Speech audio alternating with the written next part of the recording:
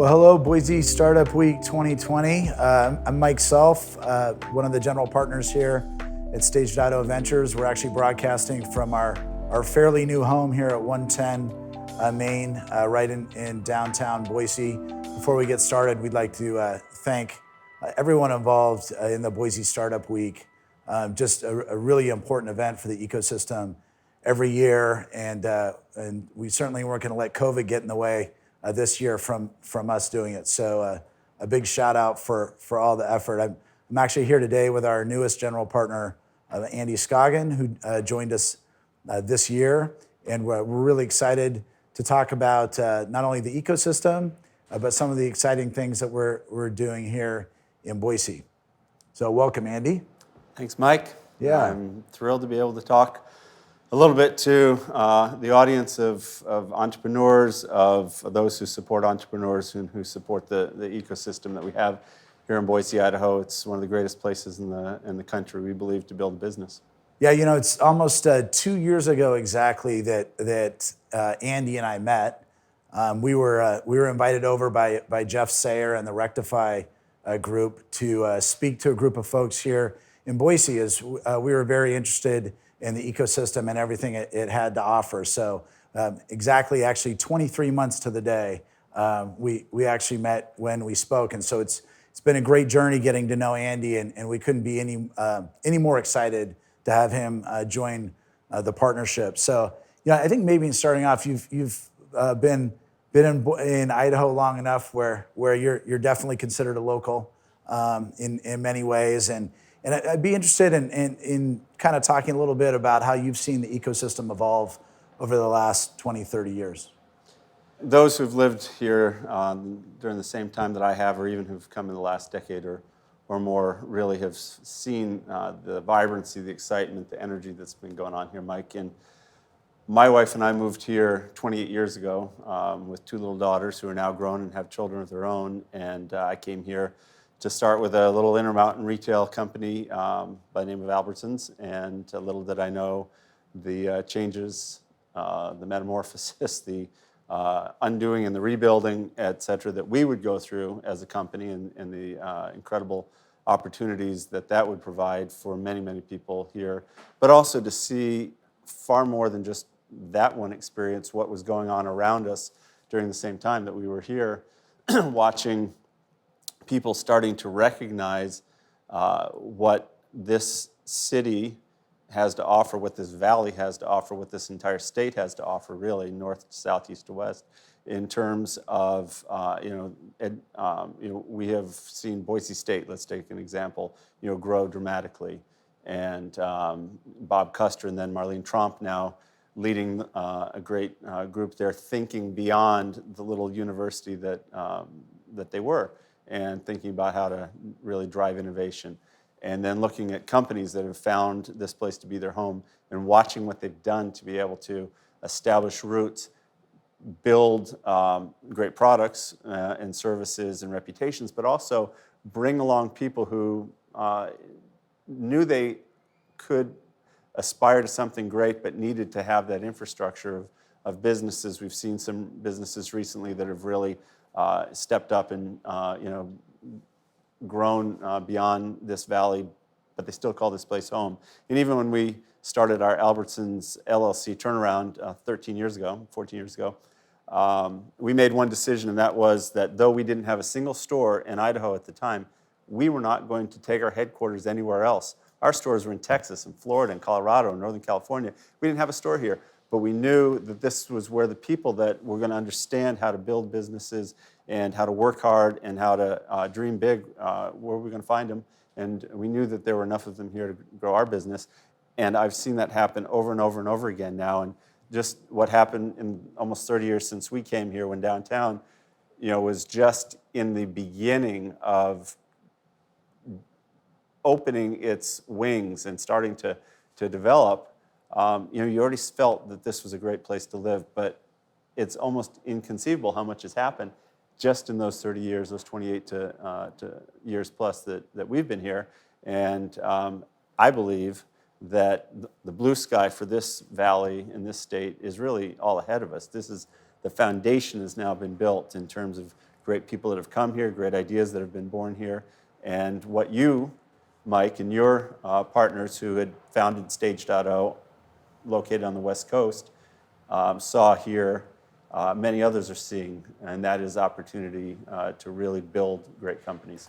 Well, that's interesting. For years, I would sit on my brother's deck up in El Paseo and look out over the city of trees, and the region had all of the characteristics that should be growing an ecosystem. When you take a look at legacy technology companies that were built here, and the Microns and the presence of Hewlett Packard, and all those are interesting. But really, the interesting thing for us, and you're a big part of that, is over the last 23 months is we really think the secret sauce here is the people. And the ingredients of every ecosystem has its own characteristics, and to see the grit and what it takes in order to build a company and marry that with the folks here in Idaho really matters. Can you talk a little bit about kind of some of the ingredients that you've seen here with not only entrepreneurs, but just in the business community? Yeah, you talked about grit, and I really think that is something that great businesses are built on.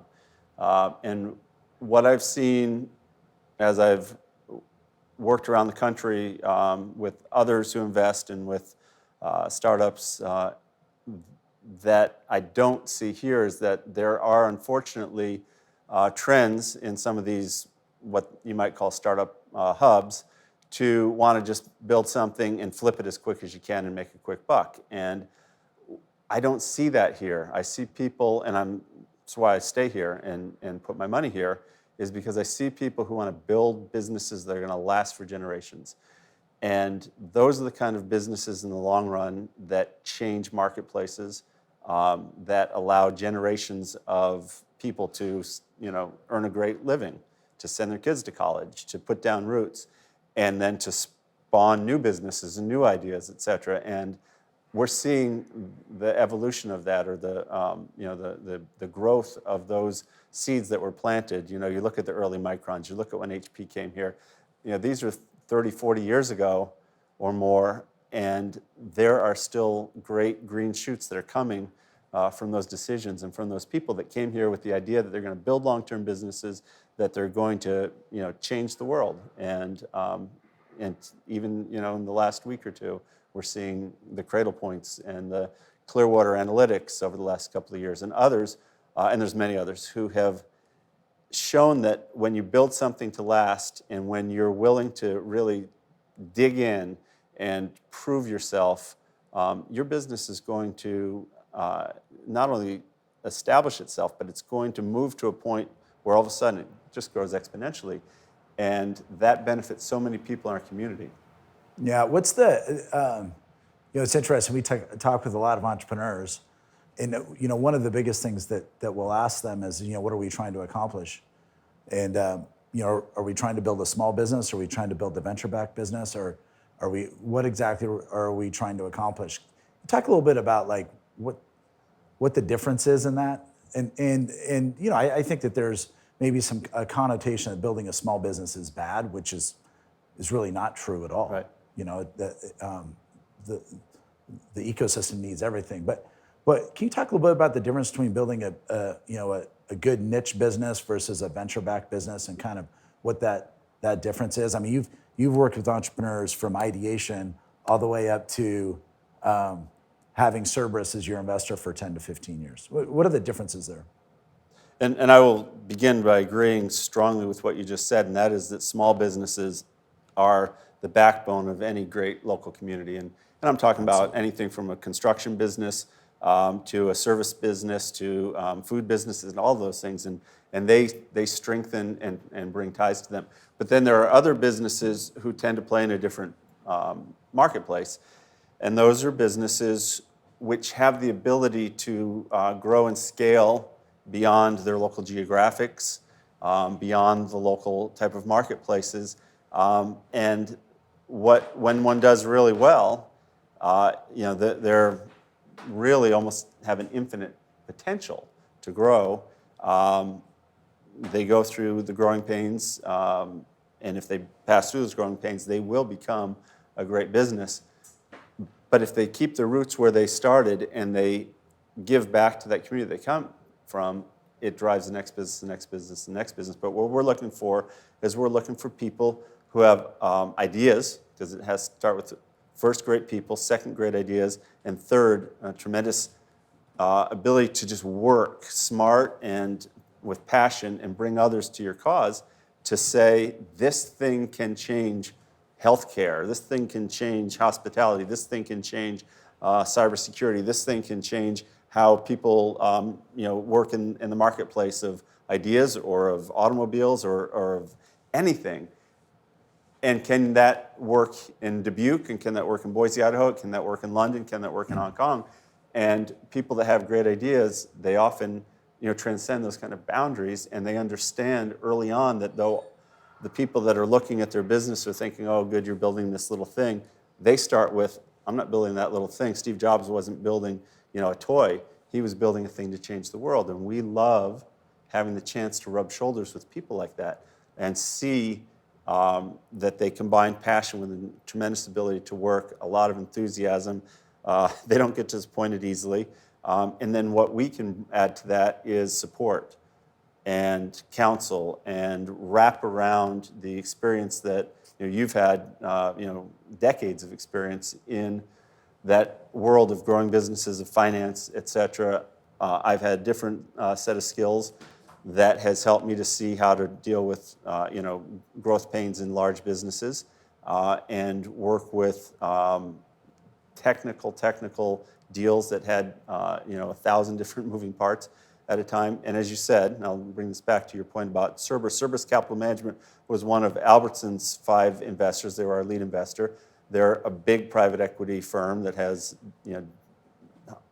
I don't know today, 60, 70, 80 portfolio companies all over the world.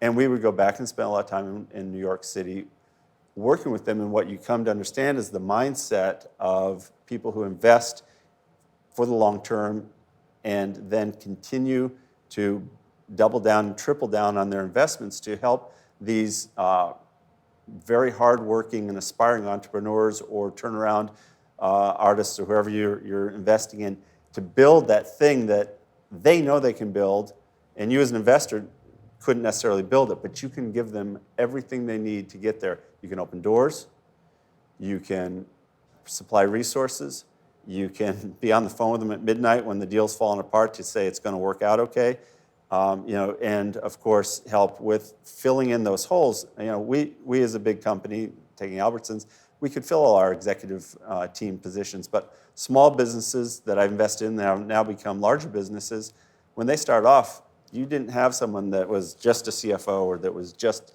head of purchasing, et cetera. Everyone was doing everything. And how can we, as the VC investors, step in and say, we also know how to get things done with you, and what do you need me to throw on my shoulders for the next quarter to help you to get there? Yeah. I'm hoping to express that well. I love the point that you bring up about like the grit and really what it takes and really what the bigger goal is.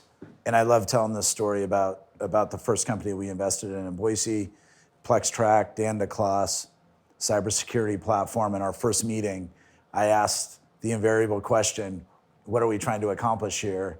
And Dan, I think, will always have the all-time best response to this. And he said, I want to create as many wealthy people as I can in the Treasure Valley. And I'm never going to get a better answer than that to that question. That's the kind of business I want to get behind. Yeah. And Matt, one of our other partners, was with us, and he kind of chuckled and looked at Dan and said, well, I don't know if we're going to invest in you or not, but you're getting another meeting. and I think that's really what it takes, because when you're an entrepreneur and you decide to go all in, it's more than just showing up and punching the clock and getting a paycheck. It is truly a way of life. Not only are you all in, but your significant other is all in, your family is all in. And we view it at Stage.O as there's not a greater responsibility than an entrepreneur allowing you to write them a check. And there's a great responsibility that comes with that. Can you talk a little bit maybe about that and your perspective on that?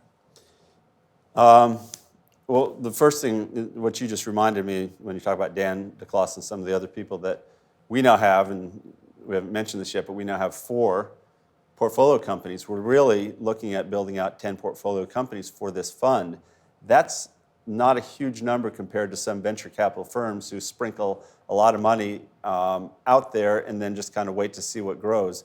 And one of the things I loved about you guys when I watched how you had built your first fund, and as you and I had conversations for months about what you want to do, was we want to concentrate our ability into a select group of companies and see them through versus this Darwinian idea of survival of the fittest. We're going to be very much a part of that, and I think that comes into this idea about who do you invest in.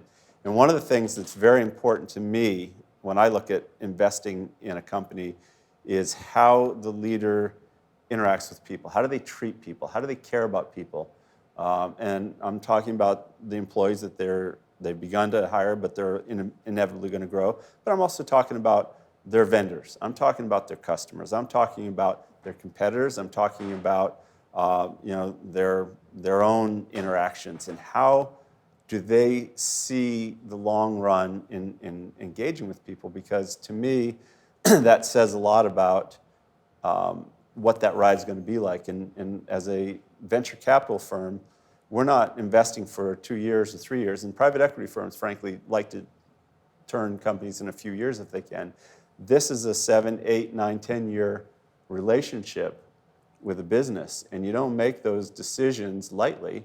And once you're in, you've got to be all in, and you've got to be there to develop and handhold and strengthen and do whatever you can beyond just providing a check or two. Yeah, it's well, you've been a part of a lot of general partner meetings now, so you've got to hear the banter and provide a great perspective on one of our when we invest, we look for ideas that we think have the potential to become billion-dollar companies, valued at $1 billion, the Cradle Points of the world, and so on and so forth. That's what we're trying to build. Can you explain a little bit in the venture process? What does that look like? We can throw out that unicorn, that $1 billion number, but how do you get from point A to point B? Because you're investing in it now, and you've also seen that happen. So you've really been on both sides of the equation. So you want to share a little bit about what that looks like?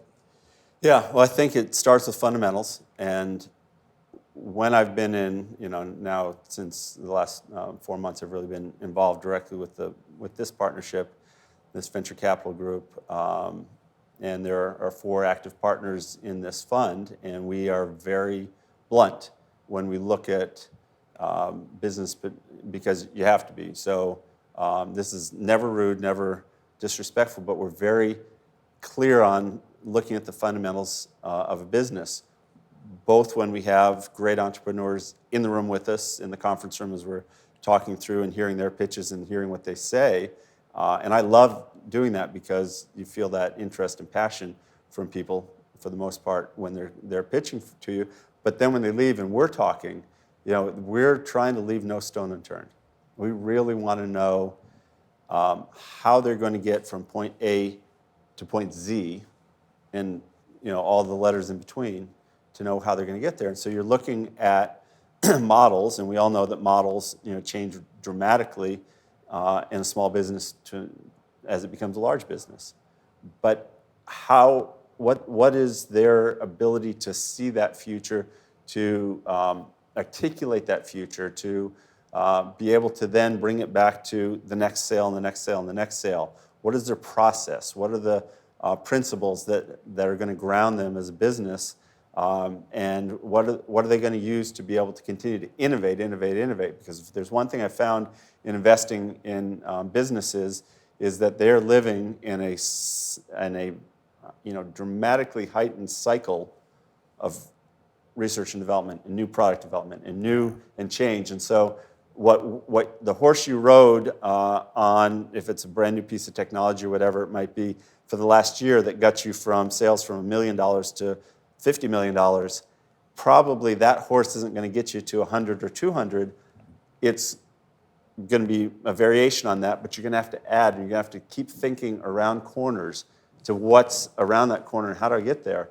And so we're looking for people whose minds are working that way, but are also incredibly grounded in keeping this product alive and very excited about building what they have now and not just thinking about the future. So how do you find someone that is incredibly good at looking at these trees right in front of me and incredibly good at articulating the forest at the same time? And that's a very special skill set, and very few people really have it.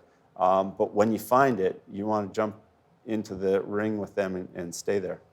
Yeah, no, I think that's a good point. And then the most difficult part of our analysis is ultimately, can we really help the entrepreneur, right? Because if we're just a check, that's actually not enough for us to be able to invest, right? Because we're trying to create really big companies. So, and that's difficult. You know, we've looked at some companies, and it's like, you know, we may not be the right group for them to be able to provide what the entrepreneur needs, just based on what our skill sets are. And we may even look at them and say they're going to be an incredible success, but we probably aren't the ones that can help them get there. Someone else is going to be better at that, and we're going to cheer for them. Yeah, and that's hard, you know. And then then we try and help along the way. So, can you talk a little bit about the companies? You know, I think that most people in town here really know about, you know, the success and what you and Bob Miller and the group was able to accomplish with Albertsons, which I love telling that story, by the way. And most people here know it, but outside of Idaho, I just love telling that story because it's so great. But you know, I would say I don't think most people know how much you've mentored early stage entrepreneurs and what that process has been like, because you've been involved in some companies that are, you know, gone from ideation to $100, $200 million in revenue. What's that like, being a mentor, being a leader, being a part of that process? One of the things I realized early about myself, and I think people fall into some very specific groups, and I tend to see them as in business, you know, you have entrepreneurs, people that like to start things, and then you have people who really fit into this steady state management area where they're very talented at just managing something that's already grown and solid and just keeping those wheels on the track. And then you've got people who are great at turning around a once great business that has lost its luster, but you know there's still great structure in that in products,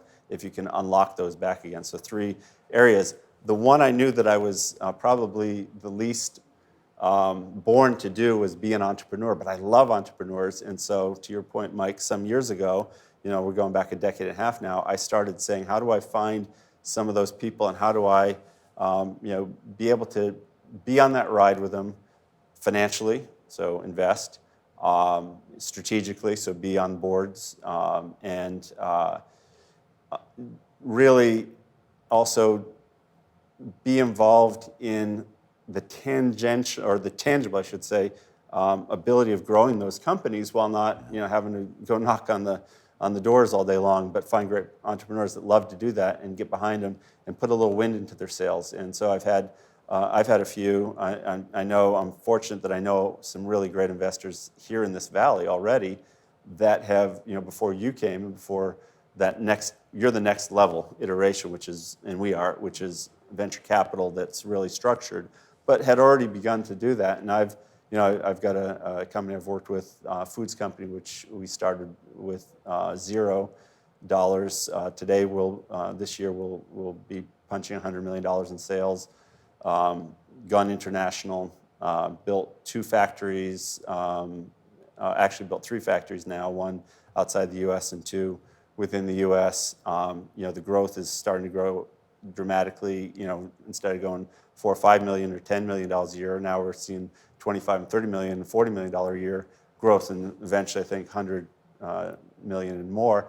But there were a lot of late nights when that particular entrepreneur, who I had bet on him because I knew that he was the kind of person that doesn't give up and that constantly innovates, and started with 1 product. Now that business has over 65 SKUs that are going into everything from Walmart to Costco to a lot of regional players to you know, Tesco in United Kingdom and everywhere else.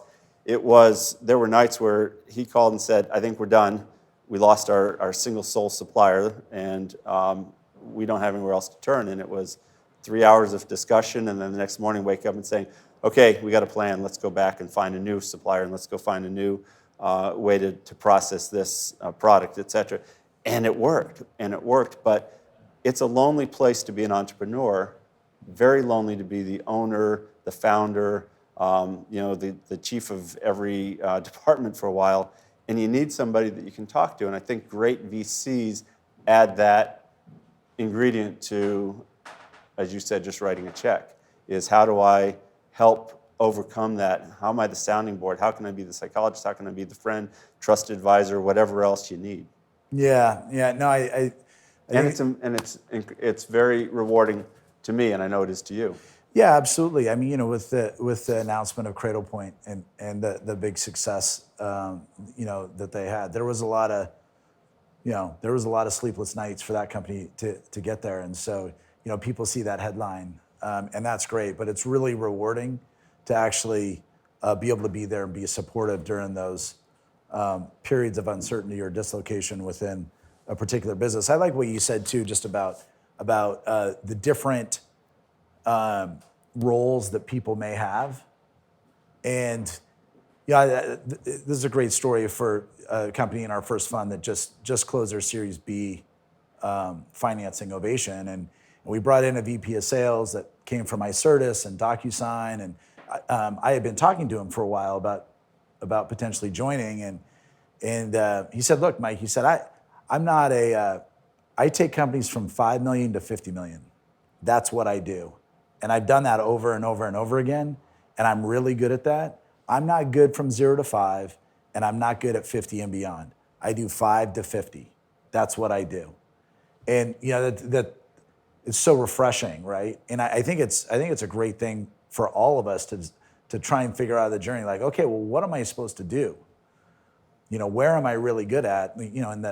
When we get to Series A investments with our companies, we tend to sit down with the leadership and the entrepreneurs and say, okay, write down on a piece of paper everything you love to do and everything you don't love to do. Because there tends to be a match. You love to do what you're good at, right? And now you have the capital to be able to, you've earned the right to be able to replace the things that you don't like to do. And we tend to be able to backfill and be able to create, this really robust team around it. And that's just part of the process, especially in earlier stage ventures. So I don't know, do you want to spend a little time talking about the companies in the portfolio? I know I mentioned PlexTrack earlier. Do you want to talk about Crave maybe, for example? I love this idea of Crave, and this idea has been multiplying. I've seen in other parts of this industry as well, but I think Crave has a great story to tell. So they are basically taking what I'd call a central kitchen and breaking that up into 4 or 5 or 6, I don't know the total number that they're going to have 16, each. yeah. 16 yeah. Restaurants, but there is no physical restaurant because today people have become very comfortable with ordering their food, and the cost of running a restaurant when a lot of what you're doing is just delivering food and maintaining the total overhead of the restaurant is very expensive. And there's a place for sit-down restaurants that's never going away. We all love to go sit down in them, but we don't always want to do that. We also want to just be able to say, tonight I want Italian, tomorrow I want Mexican, the next day I want Thai food. And to be able to have this central kitchen that has sub-kitchens with the recipes and the delivery people, and somebody gets on the internet and says, I want this food, and they ring up our Crave Thai food. Or our Crave Mexican restaurant. With James Beard nominee and award-winning with incredible backing of the restaurateurs in this. So it's high-quality food, and it's this economy of scale by being able to deliver multiple types of foods right out of one central kitchen, throw it into a Crave cart, and get it to me at high quality, low cost, and I can order something different every other week. And so this is a concept that I think has massive appeal, massive potential, and now the team is executing on it. Yeah. I finished 28 years, I said, with Albertsons. I really didn't have intention to start something next. I have 5 grandkids. I have a lot of fingers in a lot of pies. I'm involved with a lot of wonderful people in this community. And it took a lot for me to think about, do I want to jump back in? But when I saw what you guys were doing, it was one of the very few things I could imagine wanting to do, which was to be now able to really support the next generation of great companies in this valley, to focus in a tremendously accelerated manner on Idaho businesses, which I believe in strongly. I want my grandkids and my kids to have the ability to choose to live here if that's what they want, because the jobs are here, because the opportunities are here, because the big vision is here. And I'm hoping that even more other forms of capital come to this city and to this state in the same way that you've decided to make that big jump, because you guys were based for your first fund on the West Coast. Your investments were all over the world. New fund, new focus, and it's how do we build Idaho companies? And that got me off the couch and back to work again. Excited to be here and to be working together with you guys. Well, we couldn't be more excited to have you on the team, and couldn't be more excited to be here in Idaho and what we can accomplish over the next 10, 20, 30 years and beyond. So once again, thank you to the Boise startup community, and looking forward to continuing the momentum we have. We got a lot of work to do. Go Startup Week.